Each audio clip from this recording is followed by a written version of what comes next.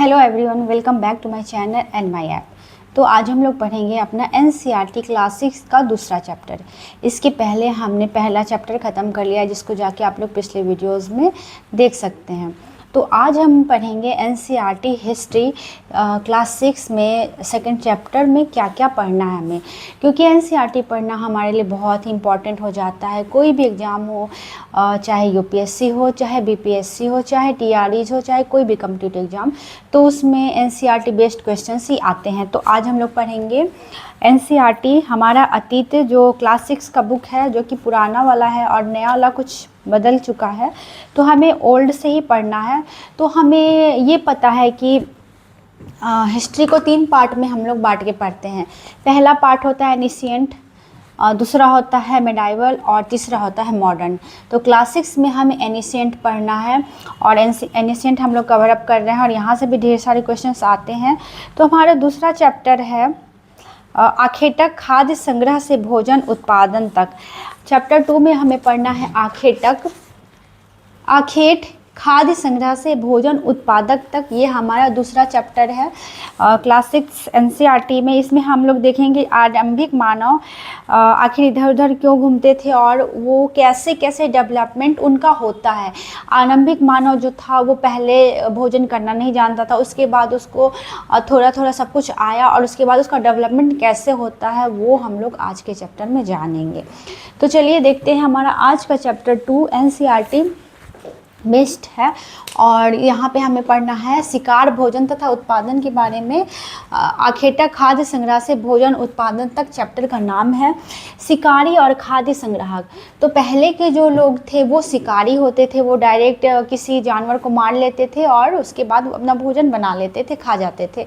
और खाद्य को वो संग्रह भी करने लगे थे, वो खाद्य को, खाने वाले चीज़ों को बचा के रखते थे ताकि वो बाद में खा सके। और फिर धीरे धीरे आग का आविष्कार होगा, जिसके बाद वो पका करके खाना स्टार्ट करेंगे। तो शिकारी और खाद्य संग्राहक। प्रारंभिक मानव शिकार करता था और जंगल से कंदमूल इकट्ठा करता था। तो प्रारंभिक मानव जो था वो शिकार करता था, जानवरों को मार के खाता था या फिर कंदमूल इकट्ठा करता था। और उसकी जीवन शैली घुमक्कड़ थी, वो घुमक्कड़ जीवन शैली व्यतीत करता था, एक जगह पे वो नहीं टिक पाता था। प्रारंभिक मानव का जो जीवन था वो एक जगह पर टिकने वाला नहीं था। वो अक्सर नदियों के किनारे जाया करते थे और नदियों के किनारे बस जाते थे कुछ दिनों के लिए और फिर उसके बाद फिर वहाँ से चल देते थे, क्योंकि उस टाइम में गांव की शैली भी नहीं आई थी, गांव की प्रथा नहीं थी, जानवरों को पालतू बनाना भी स्टार्टअप नहीं हुआ था। तो जैसे ही जानवर पालतू बनने लगते हैं उसके लिए मनुष्य एक जगह पे रुक जाता है, क्योंकि जानवरों को एक जगह से दूसरे जगह ले जाना पॉसिबल नहीं हुआ और उसके बाद धीरे धीरे कृषि का भी विकास हो गया। तो घुमक्कड़ जीवन शैली थी, भोजन जल्दी समाप्त हो जाता था। मौसम बदलने पर पशु पक्षी के स्थान बदले, और मौसम बदलता था तो पशु पक्षी अपना स्थान भी बदल देते थे। पानी के स्रोत बदलते थे, पानी के स्रोत बदलते रहते थे। नदियाँ कभी सूख जाती थी, कभी ज़्यादा उनमें पानी आ जाता था, तो पानी जैसा होता था वैसे ही लोग वहाँ पे चले जाते थे। विभिन्न क्षेत्रों में विभिन्न पेड़ पौधे मिलते थे और जैसे ही मनुष्य एक जगह से दूसरे जगह जाता था तो उसको अलग अलग क्षेत्रों में अलग अलग पेड़ पौधे मिलने लगे थे। तो शिकारी और खाद्य संग्रह का जीवन इस तरह होता था। उसके बाद जैसे ही वो कुछ दिन बीतता है, आग का प्रयोग स्टार्ट हो जाता है, भोजन पकाने, सुरक्षा और गर्मी। तो मनुष्य आग का प्रयोग, चकमक पत्थर होता था उसको रगड़ के वो आग निकालता था और उसके बाद आग का उपयोग वो भोजन को पकाने में करने लगा, जिससे भोजन और स्वादिष्ट होने लगे। और गर्मी के लिए और दुश्मनों से बचाव के लिए, जानवरों से बचाव के लिए भी वो अपनी सुरक्षा के लिए भी आग का प्रयोग करने लगता है। पत्थर के औजार। और आरंभिक मानव जो है, आरंभिक मानव पत्थर के औजार बनाता है। आरंभिक मानव पत्थर के औजार बनाता है। आरंभिक औजार जो थे वो कंकड़ और पत्थर के थे। आरंभिक औजार कंकड़ पत्थर के हुआ करते थे। बाद में धारदार औजार बनाए गए, जैसे हड्डी के हथियार मिले हैं, पत्थर के, लकड़ी के नुकीले हथियार मिले हैं।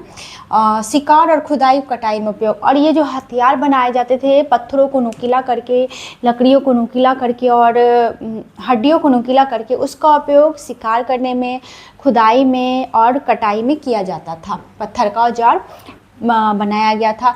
आश्रय और गुफाएं। तो लोग कहाँ रहते थे? तो लोग पेड़ों पे, गुफाओं में और खुली जगहों में रहना पसंद करते थे। कुछ स्थानों पर झोपड़ियाँ और अस्थायी आवास बनाए जाते थे। कहीं कहीं झोपड़ियाँ बनाई जाती थी और कहीं अस्थायी आवास बनाए जाते थे, जहाँ पे वो कुछ देर के लिए ही रहते थे। उसके बाद कुछ देर के बाद वो वहाँ से दूसरे स्थान पे चले जाते थे। तो यहाँ पे कुछ औजारों का दिया गया है पिक्चर्स, तो आप लोग देख सकते हैं कि यहाँ पे देखिए, यहाँ पे दिया गया है पत्थर के औजार। पत्थर के औजारों का उपयोग बाएं इंसान के खाने योग्य जड़ों खोदने के लिए किया जाता था। तो यहाँ पे जड़ों को खोदने के लिए पत्थर का उपयोग किया जा रहा है। उसके बाद जानवरों की खाल से बने वस्त्रों को सिलने के लिए, यहाँ पे जानवरों के बने खाल से जो वस्त्र बनाया जाता था उसको सिलने के लिए भी पत्थरों का उपयोग किया जा रहा था।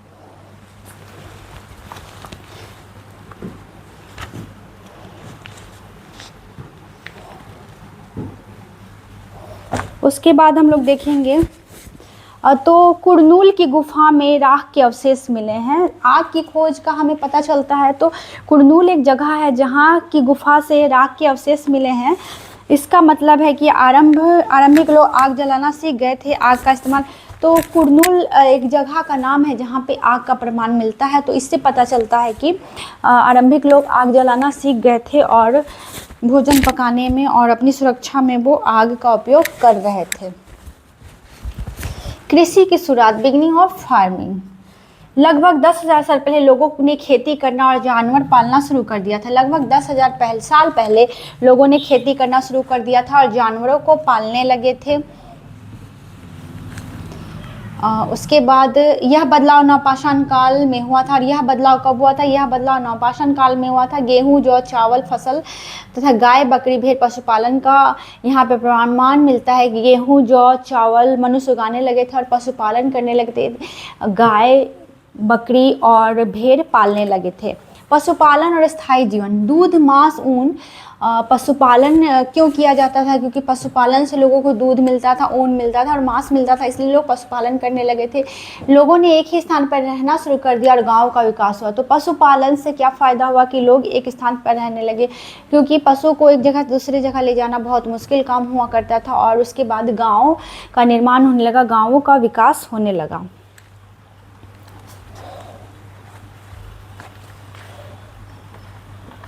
और पुरास्थल उस स्थान को कहते हैं जहां औजार, बर्तन और इमारतों जैसी वस्तुओं के अवशेष मिलते हैं।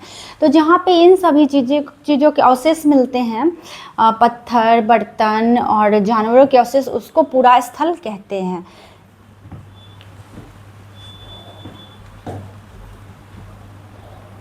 और उसके बाद जलवायु परिवर्तन हुआ, जिससे नए नए जानवरों का विकास होने लगा। जलवायु परिवर्तन के बाद 12,000 साल पहले दुनिया में जलवायु परिवर्तन हुआ। फिर खेती की शुरुआत होती है। उसके बाद पशुपालन, पशुओं का प्रचलन बढ़ जाता है। पहली बस्तियाँ, अर्लीस्ट विलेज।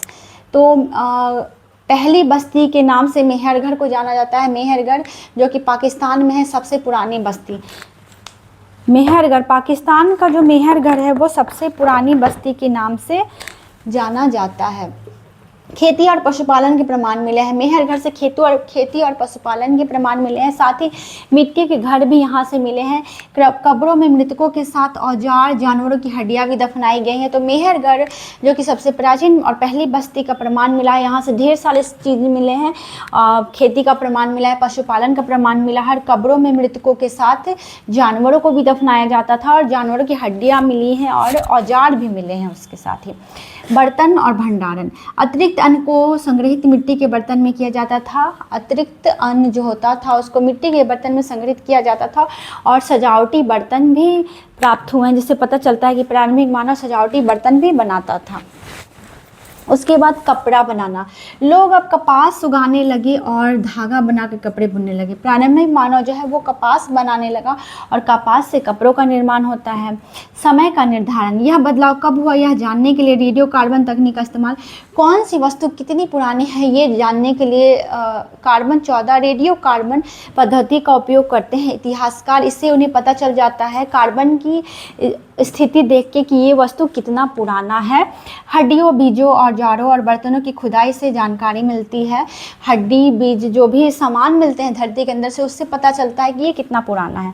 नवपाषाण काल, लगभग 10,000 साल पहले पत्थर के धारदार हथियार तो नवपाषाण काल में लगभग 10,000 साल पहले पत्थर के धारदार हथियार बनाए जाने लगे। खेती, पशुपालन और वस्त्र का यहाँ से हमें प्रमाण मिलता है। नवपाषाण काल में लगभग 10,000 साल पहले लोग जो है वो पत्थर के औजार बनाने लगे, हड्डियों के औजार बनाने लगे और धारदार होता था उनका हथियार। और खेती, पशुपालन और वस्त्र का प्रमाण मिलता है नवपाषाण काल से। ये जो बदलाव हो रहे थे, पहले लोग घूमने वाले थे, घुमंतू थे, उसके बाद वो शिकारी होते हैं, शिकारी के बाद वो कृषि, पशुपालन ये सारा कुछ करने लगते, गाँव का विकास हो जाता है और सामाजिक बदलाव भी देखने को मिलता है। उसके बाद सामाजिक बदलाव, कृषि से स्थायी जीवन, कृषि जो स्टार्ट हुआ तो उससे जीवन स्थायी हो गया, गाँव का विकास हुआ, सहयोग की भावना बढ़ी, नई भूमिकाएँ किसान और शिकारी बुनकर, तो नई भूमिकाएँ भी देखने को मिली, किसान, शिकारी, बुनकर, ये सभी नई भूमिकाएं हुई। क्योंकि पहले के लोग तो घूमने वाले फिरने वाले होते थे, लेकिन धीरे धीरे जब गांव बनता है तो गांव बनने के बाद वहाँ पे लोग रहने लगते हैं। किसान, खेती जो करते थे उसको किसान बोला जाने लगा, जो कपड़ों की बुनाई करता था उसको बुनकर, और जो शिकार करता था उसको शिकारी कहा जाने लगा। तो सामाजिक बदलाव भी खुद ही होने लगे। तो ये सारा कुछ हमें पढ़ना है चैप्टर 2 में।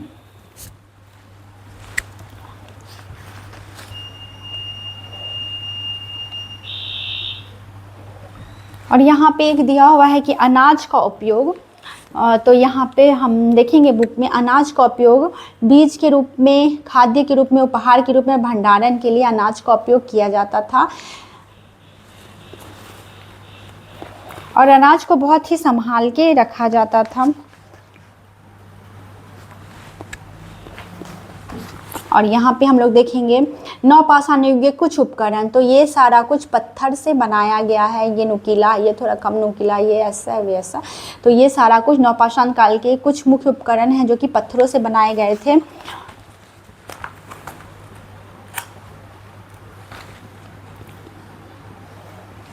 और इस तरह के पात्र भी मिले हैं। तो ये पात्र हो गया जो कि बहुत सुंदर सा होता था।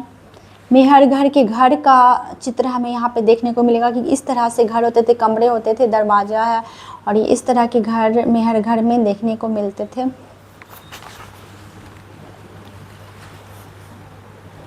फिर यहाँ पे हमें कब्र देखने को मिलेगा। कब्र में इंसान हैं और जानवरों की हड्डियाँ हैं और उपयोग का सामान है।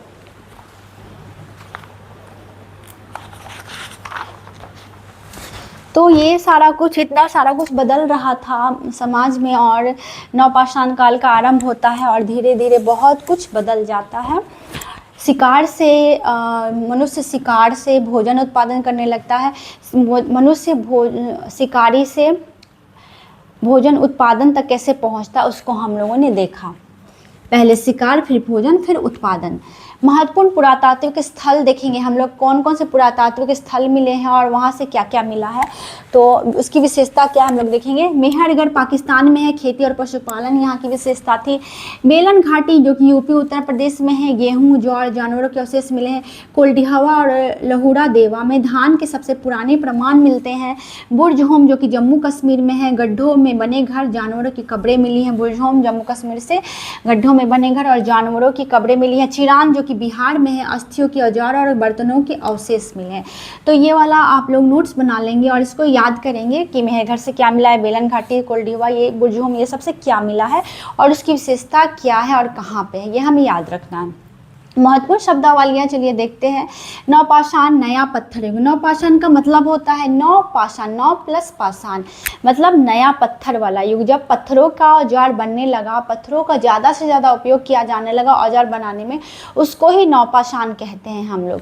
तो नवपाषाण, नया पत्थर युग। स्थायी जीवन, एक स्थान पर बसना, संग्रहण, अन्न आदि का भंडारण। और ये जो पूरा चैप्टर हमने पढ़ा उससे हम क्या निष्कर्ष निकालते हैं, तो इस अध्याय में हमने यह जाना मानव जीवन में शिकार और भोजन जुटाने की जीवन शैली से कृषि और पशुपालन में कैसे बदलाव आया। तो मनुष्य जो कि शिकारी था और धीरे धीरे वो कृषि और पशुपालन की तरफ कैसे आगे बढ़ता है, वो कुछ हमने जाना इस चैप्टर में। इसका आप लोग एक स्क्रीनशॉट ले लेंगे।